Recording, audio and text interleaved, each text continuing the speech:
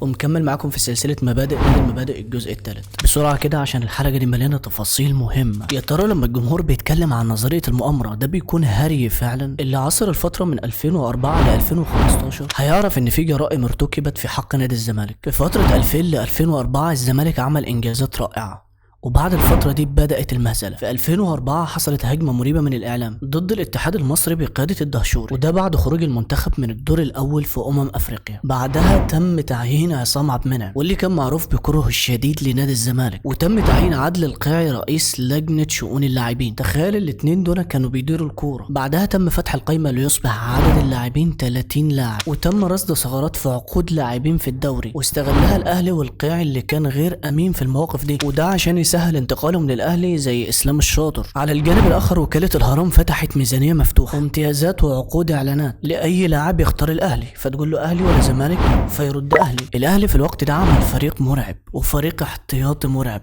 دي ميزانية دولة يا فندم. الفترة بتاعت وكالة الأهرام رئيسها حسن حمدي شهدت تفوق كاسح من الأهلي على الغريم التقليدي الزمالك. كان الكابتن حسن حمدي رئيس وكالة الأهرام يلتقي بالكابتن حسن حمدي رئيس النادي الأهلي، وبعد جلسة مرهقة يعني كان يطلع القرار كما يلي: الأهلي كل 3 سنين هياخد 130 مليون والزمالك 37 مليون وأقساط. عقد رعاية الزمالك في الوقت ده 12 مليون و600 ألف جنيه في السنة، وكان بياخدهم على أقساط. والإسماعيلي يعني بياخد 5 مليون عشان ما يعرفش يصرف على اللعيبة بتاعته، وأنا أعرف بعد كده أخد لعيبته وأفضها له واحدة واحدة. أصبح الأهلي فريق مرعب بميزانية مفتوحة، ولأن أي لاعب كان بيعمل موسم حلو الأهلي بياخده، حتى لعيبة الزمالك نفسه كانوا بيفضوه. افتكر صبري الرحيل والسعيد وإينو ومحمد صديق وإسلام الشاطر، وحتى كمان جمال حمزة الزملكاوي، وفي وقت ما مضوا شيكابالا. الفلوس بتتكلم حضرتك، دي الميزانية مفتوحة، يعني أنا ممكن أخدك وأحطك دكة عادي. ما هي ميزانية الأهرام كانت بتتكلم، وهم اللي اخترعوا المرضية بالإعلانات. وليه لا؟ ورئيس الوكالة اللي بتعمل الإعلانات هو رئيس النادي، وفي شهادة موثقة لكابتن النادي الأهلي مصطفى يونس. مفيش حد ما خدش رشوة من وكالة الأهرام. الأهرام مفيش واحد ما ارتشاش في مصر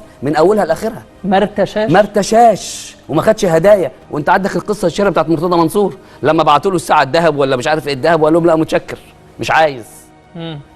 قيس على كده كل حاجه بقى. الاهلي فرغ انديه مصر من نجومها حرفيا. للاسف دي مش منافسه، غير فضايح الهدايا اللي كانت بتروح للحكام واعضاء اتحاد الكوره، وصلت قيمتها 180 مليون جنيه هدايا بس، وده بشهاده موظفين داخل الوكاله. تخيل يا عزيزي، دي هدايا بس، في حين نضغط على الزمالك والاسماعيلي عشان يبيعوا افضل نجومهم، لانهم ببساطه مش قادرين يدفعوا المستحقات بتاعه اللعيبه. ويمكن اغلب الحكام وقتها كانوا شغالين اصلا في وكاله الاهرام، يعني تحت قياده رئيس النادي الاهلي، وكلها بتاكل عيش حضرتك. فلما نطلع نتكلم عن العدل الكروي فده عشان السوابق بتاعه رؤسائكم. والفقره اللي جايه تعتبر الاخيره، وهي فقره رؤسائكم وانهم السبب في كل شيء. لست متحامل على الاهلي ولا ليا اي مشاكل شخصيه معاه، ولكن لا تدعوا الفضيلة علينا. مبدأ سياسة تأليه الأشخاص وإنهم ما بيخطئوش ده مش عندنا للأسف. فلو هنتكلم بالتاريخ كلنا زي بعض، فما تعرضهاش عليا عشان هفكرك بأصلك.